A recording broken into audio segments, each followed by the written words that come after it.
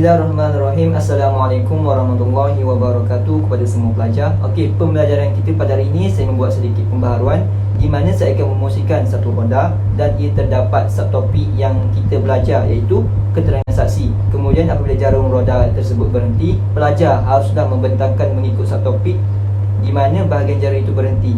Saya harap semua pelajar bersedia dan memberi kerjasama. Okey, jom kita mulakan.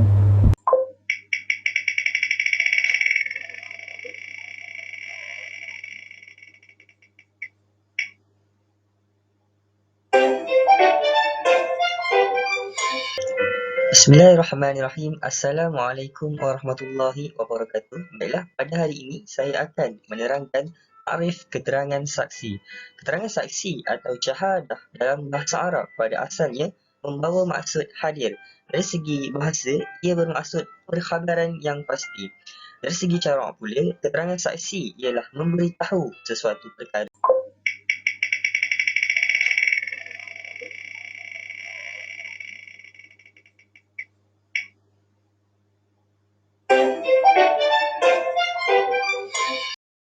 Seterusnya kita beralih kepada dalil keterangan saksi. Di dalam Islam terdapat banyak ayat-ayat Al-Quran dan hadis-hadis yang menceritakan tentang saksi dan juga memerintahkan kita apabila sesuatu dakwaan dibuat perlu ada saksi. Terdapat banyak riwayat dan hadis Rasulullah SAW, antaranya daripada riwayat Al-Baihaqi. Seterusnya ada juga pendapat daripada Dr. Ahmad Abdul Munim Al-Bahi yang menyebutkan bahawa keterangan ini sangat penting bagi para pendakwa dan yang didakwa akan bergantung sepenuhnya kepada saksi tersebut. Tapi apa yang difokuskan di sini adalah pada dalil Allah, yakni dalam surah Al-Baqarah ayat 283. Wala taktumu syahadah wa may yaktumha fa innahu athimun qalbuh wallahu bima ta'maluna alim. Yang bermaksud, dan janganlah kamu wahai orang-orang yang menjadi saksi menyembunyikannya, maka sesungguhnya ia adalah orang yang berdosa hatinya, dan ingatlah Allah sentiasa mengetahui akan apa yang kamu kerjakan. Akan ayat-ayat tersebut dinyatakan bahawa keterangan dan kesaksian adalah penting dalam usaha menegakkan keadilan. Memberi keterangan atau kesaksian bererti menjadi saksi kerana Allah, dan menyembunyikan kesaksian atau menyelewengkan keterangan bererti maksiat dan berdosa serta dianggap tidak mentaati perintah Allah Subhanahu Wa Taala. Oleh itu, keadilan yang sebenar tak dapat diwujudkan kecuali melalui undang-undang yang adil dan saksama.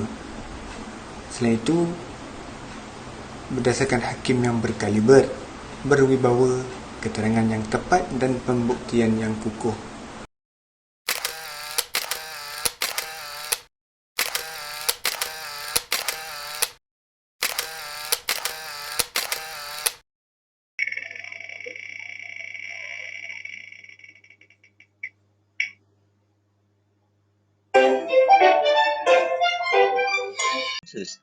Seterusnya kita masuk kepada hikmah keterangan saksi, ialah bagi memelihara dan membuktikan hak manusia sekiranya amalan ini tidak dibenarkan dan manusia akan terabai, dan pemiliknya tidak akan bercanggah dengan mampu membuktikannya, sedangkan keadaan tersebut bercanggah dengan matlamat utama Islam, iaitu menyerahkan setiap perkara kepada yang berhak tanpa sebarang pertelagahan dan pertembungan. Dengan kewujudan saksi, tercapailah matlamat yang dimaksudkan dan kepentingan manusia akan terpelihara.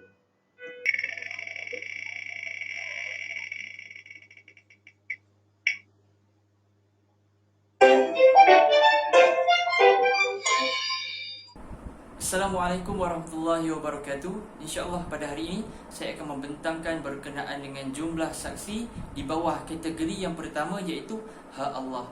Baik, terdapat 3 jenis hak Allah. Yang pertama, kes yang memerlukan saksi tidak kurang daripada 4 orang, iaitu sebagai contoh kes zina. Okey, sebagaimana firman Allah Subhanahu Wa Taala dalam surah An-Nur ayat yang keempat yang bermaksud dan mereka yang melemparkan tuduhan yakni zina kepada perempuan yang terpelihara kehormatannya, kemudian mereka tidak membawakan 4 orang saksi, maka sebatlah 80 kali sebatan.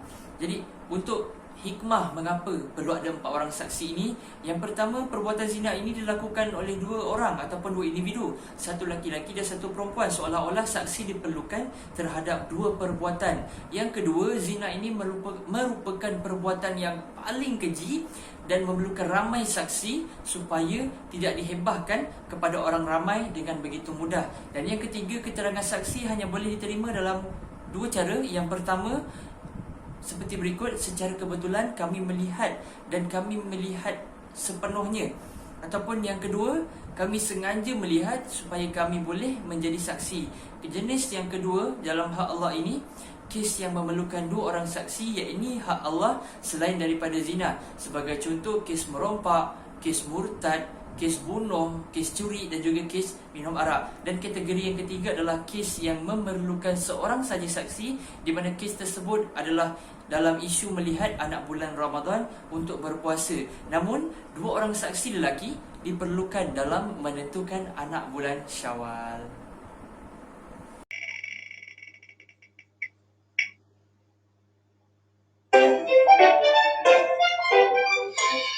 Baiklah, kita pergi ke kategori kedua, adalah hak manusia. Kategori kedua ini ianya terbahagi kepada 3 jenis. Yang pertama, ianya melibatkan mengenai perkara cerai, rujuk, pengislaman ataupun murtad, jarah wa ta'dil, wakaf, wasiat dan sebagainya. Setiap perkara tersebut ianya memerlukan 2 saksi lelaki yang adil sahaja diterima. Antara dalil yang berkaitan dengan perkara ini adalah dalam surah At-Talaq ayat yang kedua, yang bermaksud, maka bolehlah kamu pegang mereka ataupun rujuk dengan cara yang baik, atau lepaskan mereka dengan cara yang baik, dengan adakanlah 2 orang saksi yang adil di antara kamu. Surah At-Talaq ayat yang kedua. Jenis kedua pula adalah ianya mengenai perkara yang melibatkan harta, sama ada dalam bentuk barangan, hutang ataupun perkhidmatan. Sebagai contoh, seperti jual beli, pembatalan akad ataupun ikalah, pindah hutang ataupun hiwalah, jaminan, sewa, gadaian, syuf'ah dan sebagainya. Setiap perkara tersebut ianya memerlukan 2 orang saksi lelaki, ataupun seorang lelaki dan 2 orang perempuan, ataupun seorang saksi dan sumpah oleh pendakwa sahaja diterima. Jenis ketiga pula ianya melibatkan hak manusia yang biasanya tidak melibatkan lelaki, seperti kelahiran, penyusuan, soal dara dan perihal sakit wanita. Setiap perkara ini ianya memerlukan 2 orang saksi lelaki, ataupun seorang lelaki dan 2 orang perempuan, ataupun 4 orang perempuan.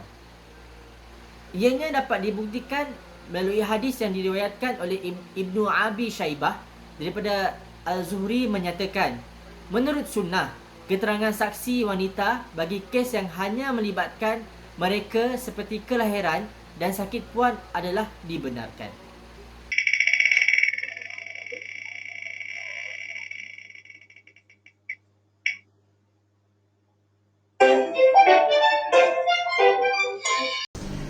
Baiklah, yang seterusnya kita pergi kepada syarat-syarat saksi. Syarat-syarat saksi terbahagi kepada 2, iaitu menyaksikan ataupun syahadah tahammul, dan yang kedua pula ialah memberi keterangan ataupun syahadah adab. Adapun syarat menyaksikan yang pertama ataupun syahadah tahammul hanya mempunyai 1 sahaja syarat, iaitu mumayyiz, yang mana ianya boleh membezakan. Hanya 1 sahaja, iaitu mumayyiz di dalam syahadah tahammul, syarat menyaksikan. Baiklah, yang seterusnya pula adalah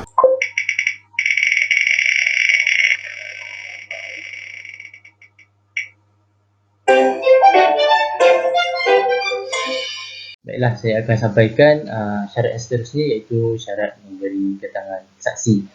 Ianya mempunyai 8. Yang pertama adalah Islam. Orang kafir tidak boleh memberi keterangan untuk orang Islam, dan juga orang kafir tidak boleh memberi keterangan untuk orang kafir juga. Yang kedua, berakal. Ijma' ulama mengatakan orang gila tidak dapat diterima oleh kerana mereka tidak mengetahui apa yang mereka katakan. Okey, seterusnya balik. Balik ada beberapa tanda, akan tetapi mumayyiz tidak termasuk oleh kerana mereka belum dijamin mukallaf lah. Okey, merdeka pula. Jadi setiap keterangan saksi perlu ada al-wilayah, iaitu kekuasaan. Jadi seorang hamba tiada kekuasaan. Kelima adalah orang yang adil. Akan tetapi orang fasik tidak dapat, oleh kerana dalam firman Allah Taala, apabila sampai berita daripada orang fasik, perlu selidikilah dahulu kebenarannya. Okay, yang keenam, saksi latar belakang yang baik. Mudah kata saksi ini tidak mempunyai asas untuk ditohmah oleh keterangan dia lah. Okay, yang ketujuh adalah orang boleh bercakap, bermaksud orang bisu tidak boleh diterima walaupun bahasa isyaratnya dipahami. Jadi yang terakhir, prihatin, maksudnya orang dengu atau leka tidak boleh lah. Okay, itu saja. Sekian, terima kasih.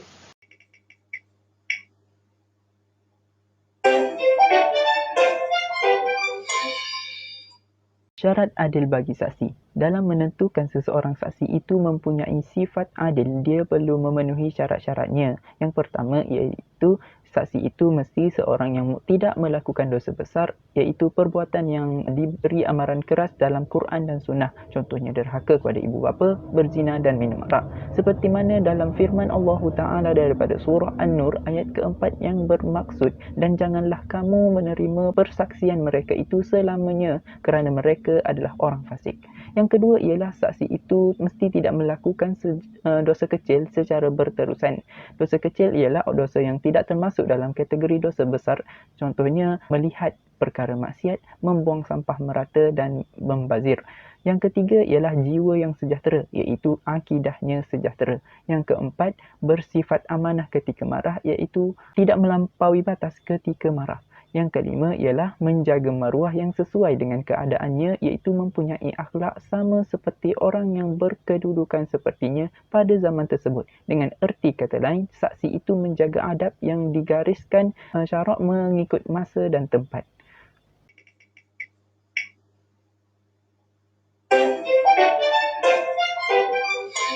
Maksudnya, keterangan orang buta.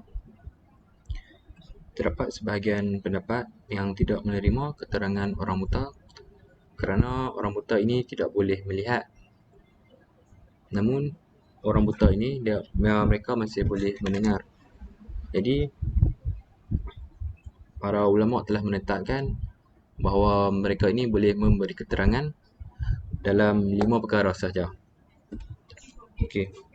Yang pertama itu melibatkan kematian.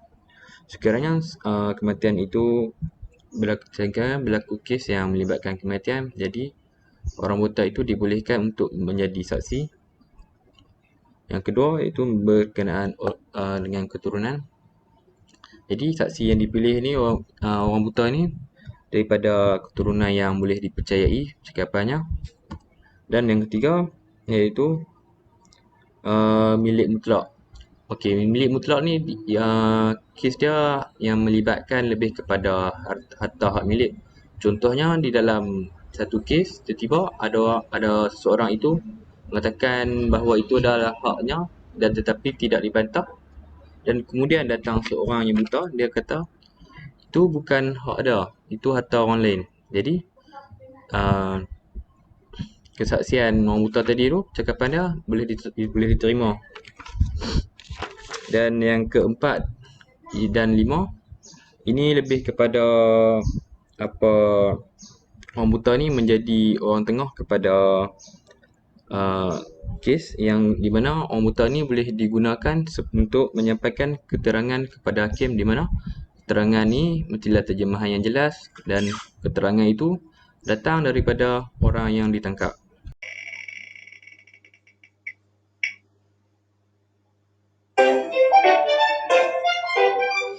Assalamualaikum warahmatullahi taala wabarakatuh. Okey, kita beralih kepada bahagian yang seterusnya, iaitu hukum menarik balik keterangan. Okey, apa yang kita faham tentang menarik balik keterangan ini?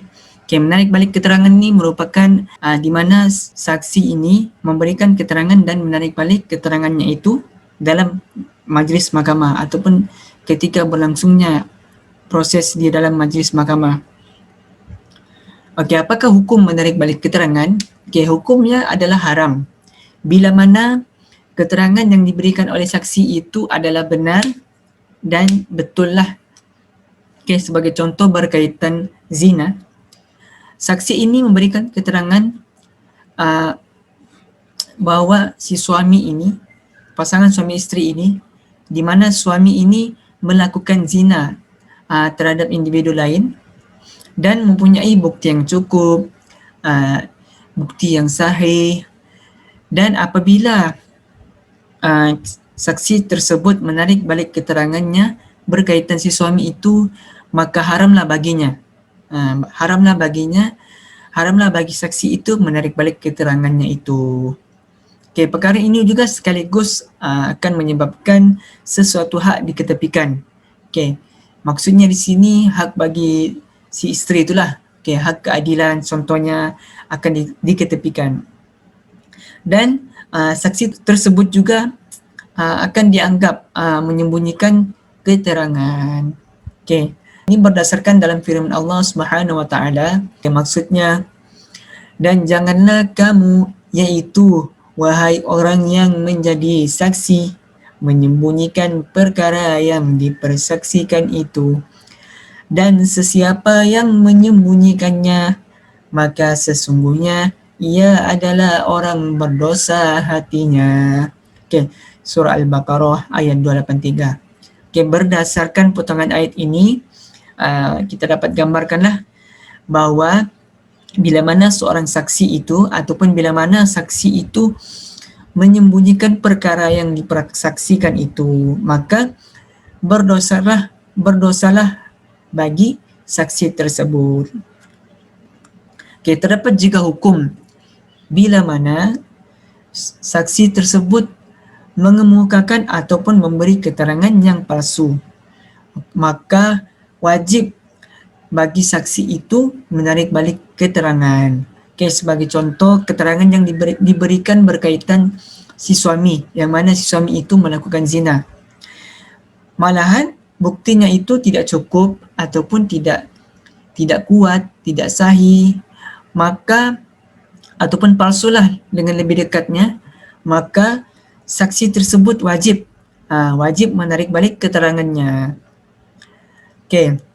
Akan tetapi bila mana saksi tersebut memberi keterangan yang palsu juga, maka berdosa besarlah bagi saksi tersebut.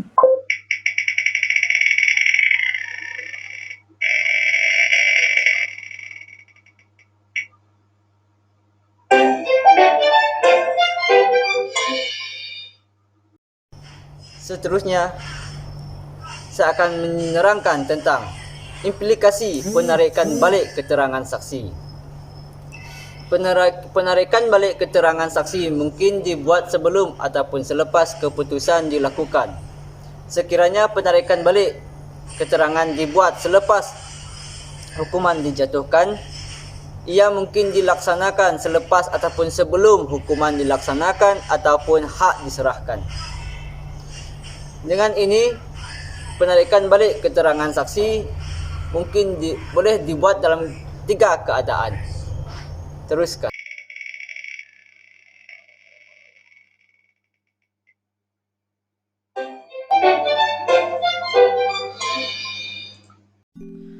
Baiklah, kita pergi kepada implikasi yang pertama, iaitu menarik balik keterangan sebelum keputusan dijatuhkan. Sekiranya penarikan balik keterangan dilakukan sebelum hakim membuat keputusan, hukum tidak boleh dijatuhkan berdasarkan keterangan saksi tersebut, sama ada penarikan mereka berlaku dengan memberikan keterangan yang berbeza daripada sebelumnya ataupun tidak memberikan penerangan yang lain, sama ada keterangan tersebut dalam kes yang membabitkan harta ataupun hukuman. Ini kerana hakim tidak tahu manakah keterangan mereka yang benar, sama ada keterangan pertama ataupun keterangan kedua. Adakah mereka bercakap benar ketika memberi keterangan atau ketika menarik balik keterangan. Dengan itu, keterangan mereka diragui Apa yang pasti mereka adalah menipu. Mungkin mereka menipu ketika memberi penerangan pertama ataupun yang kedua, ataupun mungkin mereka ketika memberi keterangan atau ketika menarik balik keterangan. Oleh itu keputusan berdasarkan keterangan seorang penipu adalah tidak dibenarkan. Dan sekiranya mereka menarik balik keterangan yang diberikan dalam kes zina, mereka boleh dikenakan hukuman tuduh zina ataupun qazaf. Ini kerana keterangan tersebut merupakan satu tuduhan zina.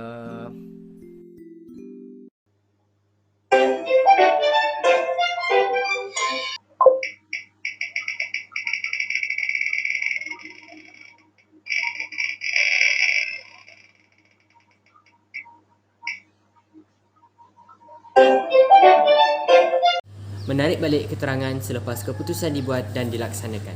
Hukuman tidak boleh dibatalkan. Sebab apa? Sebab keputusan telah diperkukuh oleh perlaksanaannya. Dan ada kemungkinan saksi berbohong ketika menarik balik kenyataan. Keputusan tidak boleh ditolak, ditarik balik berdasarkan sesuatu yang tidak pasti. Implikasi dari perbuatan menarik balik tuntutan selepas hukuman dijatuhkan. Pertama, bagi kes yang melibatkan harta, dikenakan hukuman membayar jumlah harta yang dibayar oleh pihak yang dihukum sebagai pempasan kepada kerugiannya. Kedua, bagi kes cerai bain atau li'an, dikenakan hukuman membayar mahar mitsil kepada suami sebagai pempasan. Dan ketiga, bagi kes hukum bunuh atau direjam, dikenakan hukuman kisas atau diat mughalazah.